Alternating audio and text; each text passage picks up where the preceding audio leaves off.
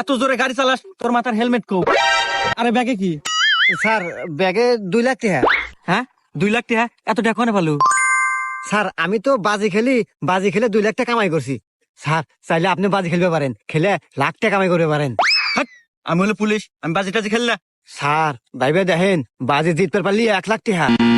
হ্যাঁ 1 লাখ টাকা? শালা চাকরি রে পাইলে 8,000 টাকা মাসে। আচ্ছা ক কি বাজি?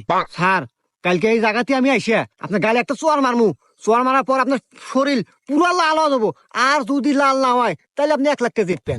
হ্যাঁ আচ্ছা ঠিক আছে, যা আমি বাজি ধরলাম, যা।